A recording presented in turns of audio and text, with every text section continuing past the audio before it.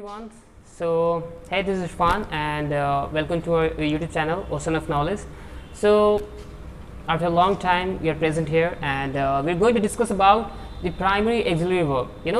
And the previous video of verb, our partner Shivji sir has taught you different kinds of verb, and he has explained the three kinds of verb: primary auxiliary verb, modal auxiliary verb, and marginal auxiliary verb, and differentiate in all those verbs. Okay, so today we are going to we are going to focus on the only primary auxiliary verb.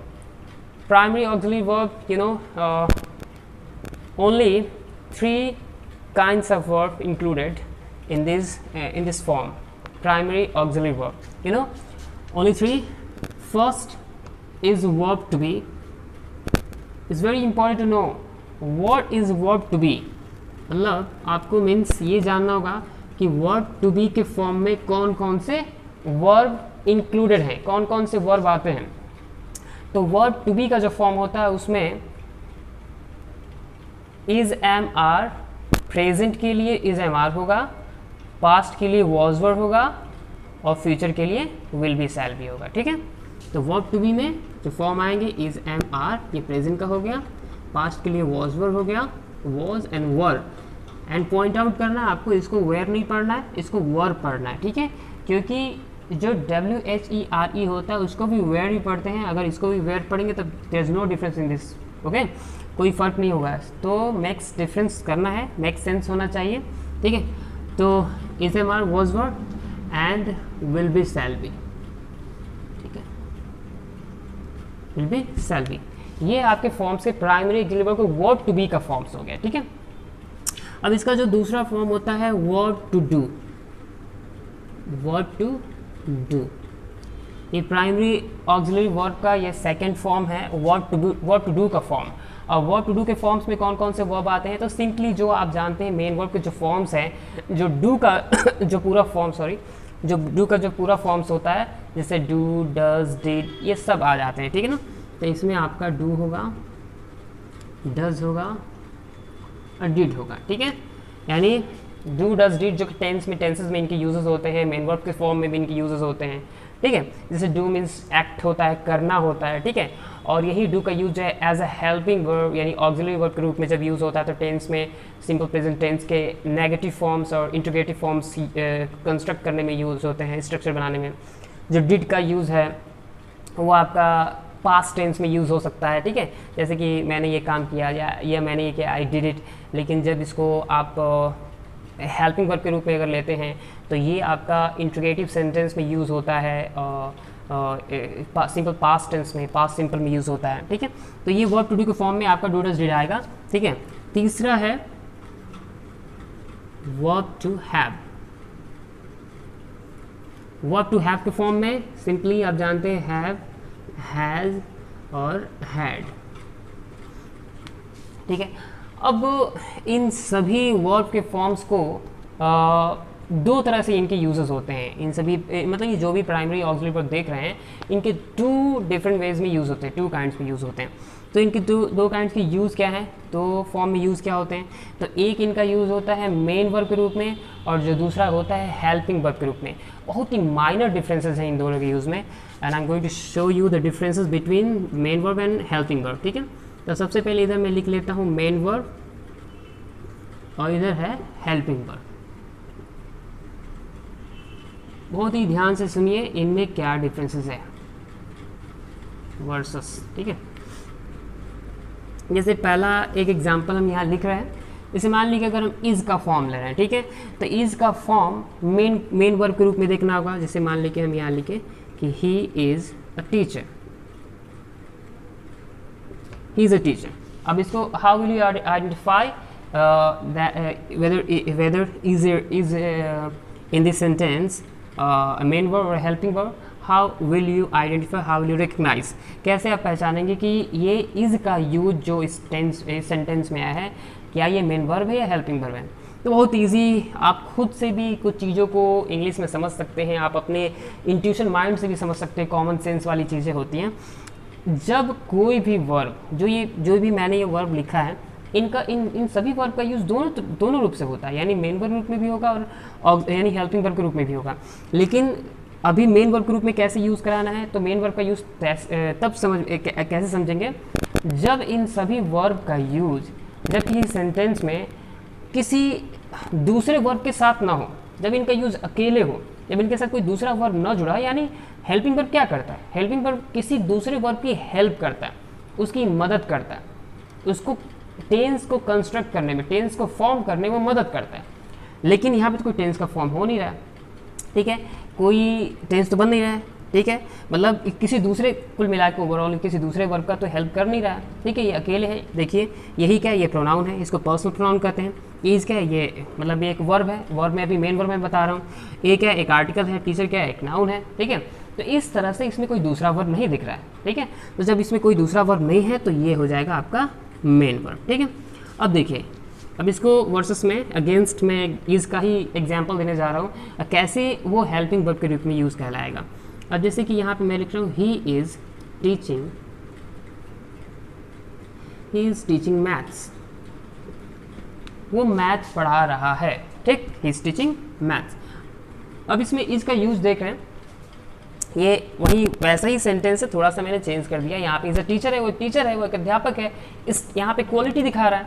अभी मैं वो भी बताऊंगा कि is am are का use किस condition में करते हैं, उसमें क्या क्या चीज़ें शो होती हैं, ठीक है। अभी पहले डिफरेंसेस को समझ लेते हैं। तो यहाँ पे इज़ है, उसके बाद से ये टीचिंग क्या है, ये मेन वर्ब हो जाएगा, क्योंकि ये आईएनजी का फॉर्म ले रहा है, क्योंकि ये मेन वर्ब है। और ये क्या कर रहा है, इसको आईएनजी फॉर्म लाने में इसकी इस टेंस की मदद कर रहा है। यानी आपको पता है, जब प्रेजेंट कंटिन्यूअस टेंस होता है तो प्रेजेंट कंटिन्यूअस टेंस में यानी कि according to the subjects we use is am are, उनके अकॉर्डिंग हम इज एम आर का यूज़ करते हैं, और उसके बाद मेन वर्ब का हम आईएनजी फॉर्म लगाते हैं, यूज़ करते हैं, है ना। तो अभी फिलहाल में जो है इज़ जो है इसकी हेल्प कर रहा है आईएनजी फॉर्म बनाने में, यानी प्रेजेंट कंटिन्यूअस टेंस को फॉर्म करने में इसका यूज़ हो रहा है एक्चुअल में, ठीक है ना। तो यहाँ पे इज़ का यूज जो है एज अ हेल्पिंग वर्ब हुआ है, ठीक है ना। यहाँ पे टेंस बनाया जा रहा है प्रेजेंट कंटिन्यूअस टेंस, ओके। तो यहाँ पे ये हेल्पिंग वर्ब जो है, ये जो है टीचिंग क्या हो जाएगी, मेन वर्ब के रूप में आईएनजी फॉर्म हो जाएगा, मेन वर्ब का आईएनजी फॉर्म, ठीक है। तो आई होप कि आपको समझ में आया होगा। ये वर्ब टू बी का प्रेजेंट टेंस का इज एम आर का यूज समझ लिया। अब एक मैं आपको वॉज वर्ब का यूज़ बता दे रहा हूँ, जैसे कि बहुत सिंपल है, वैसे ही होगा, वो भी टेंस बनेगा, यानी जब सिंगली यूज़ होगा, जब उसके साथ कोई दूसरा वर्ब नहीं होगा, तो जाहिर सी बात है कि वो मेन वर्ब के रूप में यूज़ होगा, ठीक है। विल बी शैल बी तो ऐसे ही मैं जो लिखा हूँ वो तो मेन वर्ब के रूप में यूज़ होता ही है, ठीक है। चलिए नेक्स्ट देखते हैं verb to do. Verb to do का जो फॉर्म है डू डज डिड, इनका यूज़ मेन वर्ब और हेल्पिंग वर्ब दोनों के रूप में यूज होगा।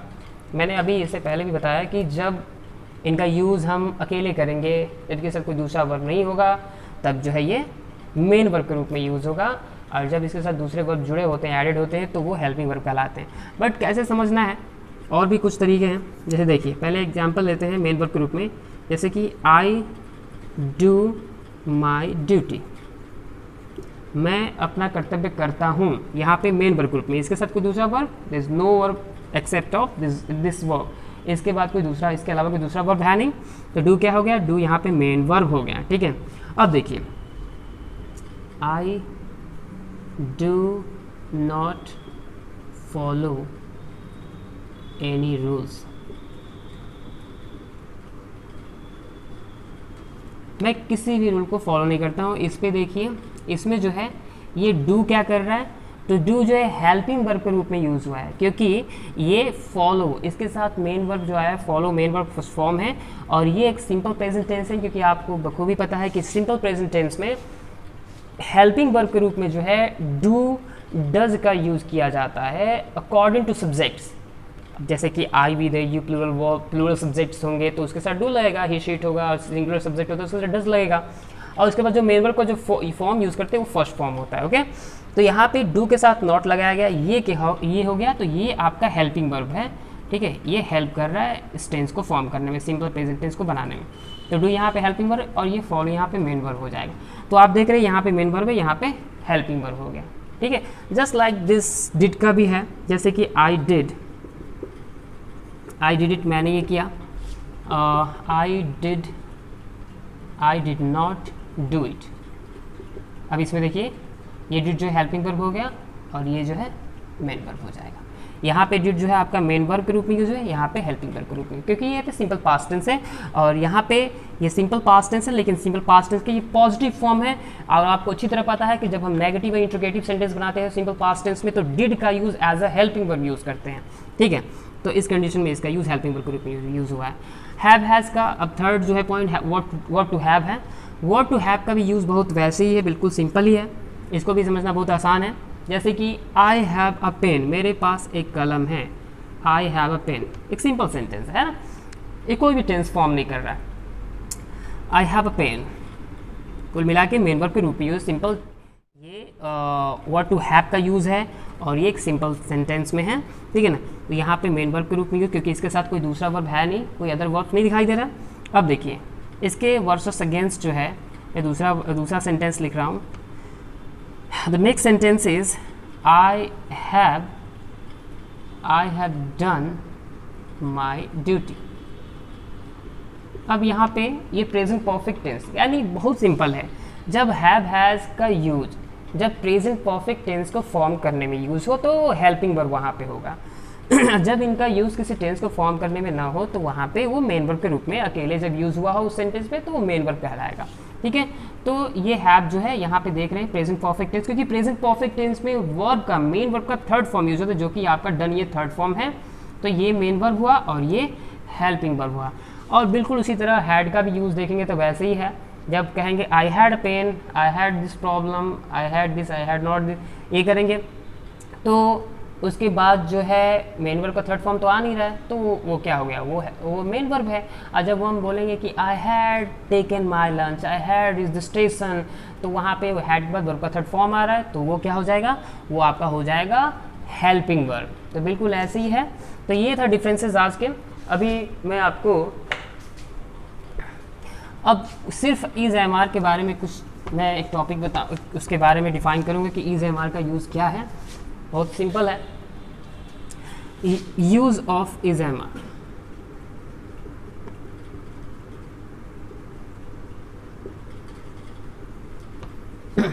देखिए सबसे पहले तो ये जानेंगे कि use of is am are verb to be का फॉर्म है और it's use in the simple present tense. Simple present tense में इनका यूज होता है। इज एम आर का यूज एक्शन मेन वर्ब के रूप में एक्शन नहीं करता, ये स्टेट को शो करता है, शोइंग स्टेट, स्थिति, शोइंग स्टेट। स्टेट मीन्स क्या होता है, तो स्थिति होती है, ठीक है। अब स्थिति मतलब अब इसमें इज एम आर से क्या क्या बातें पता चलती है, कैसे कैसे सेंटेंस बनते हैं। तो इज एम आर से क्वालिटी का पता चलता है, कंडीशन का पता चलता है, ठीक है, इंट्रोडक्शन दिया जाता है, एज बताया जाता है, ठीक है। इस तरह से सारी चीज़ें जो है इसमें आती हैं, ठीक। क्वालिटी, कंडीशन, इंट्रोडक्शन, ठीक है, और भी बहुत सारी चीज़ें इसमें आ सकती हैं। अब जैसे देखिए I am a doctor, I am a doctor, he is mister Sinha, he is mister Sinha, okay. फिर उसके बाद she is my friend, she is my friend। a condition में this is torn, यह फटा हुआ एक कंडीशन है, ठीक है। I am 13 years old, yes बता दिया। तो इस तरह से इसमें क्वालिटी, कंडीशन, इंट्रोडक्शन, एज, ये सारी बातें जो है हम प्रेजेंट टेंस में समझते हैं, पता चलता है। इसी चीज़ का जब हम वॉज वेयर का यूज़ करें, वॉज वर्ड लगा दें, तो वॉज वर्ड में यही चीज़ें आपका पास्ट में चला जाएगा कि he was a doctor, he was a farmer, he was disturbed, he was worried, ठीक है। जैसे कि अभी हम इसमें देख रहे हैं कि I am disturb, I am worried, ठीक है। I am doctor, I am mister Sinha, he's my friend, she is my friend, his town, इस तरह से सारे यूजेस हैं। बस वहीं वॉज वर्ड लग गया तो वहीं पास्ट में वो चला जाएगा, और विल भी, शैल भी लगा देंगे तो वहीं फ्यूचर में चला, जैसे कि he will be a farmer, he will be my friend, he will be A doctor in future. इस तरह से जो है ही विल बी वरीड, ठीक है, ऐसे हो जाएगा, शी विल बी वरीड। तो इन सभी जैसे ये प्रेजेंट में होगा, ये पास्ट में होगा और ये फ्यूचर में होगा, बस यही से। लेकिन मैंने जो बताया है कि ये शोइंग स्टेट, ये स्टेट को शो करता है, स्थिति दिखाता है, इसमें एक्शन नहीं होता है क्योंकि एक्शन को शो करने वाला वर्ब नहीं है, ये मेन वर्ब के रूप में शोइंग स्टेट को शो करता है, क्वालिटी कंडीशन इंट्रोडक्शन एज को दिखाता है।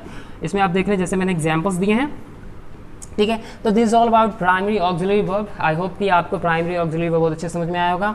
आप ऐसे बहुत सारे सेंटेंसेस बनाकर जो आप प्रैक्टिस कर सकते हैं, इज एम आर से related, present simple present tense के, फिर पास्ट से रिलेटेड बहुत सारे सेंटेंसेस बनाइए, खूब प्रैक्टिस करिए, क्योंकि practice makes a man perfect and writing makes a man perfect जैसे कहा है, तो वैसे ही प्रैक्टिस है। मैं आपको एक बहुत ही छोटा सा एग्जाम्पल देना चाहता हूँ। You know somebody asked Tiger Woods, एक टाइगर वुड्स जो है बहुत महान एक थे दार्शनिक, उनसे पूछा गया कि what is the secret of your success, Tiger Woods से पूछा गया, तो उन्होंने बताया कि my secret success of my the secret of my success is 3 things।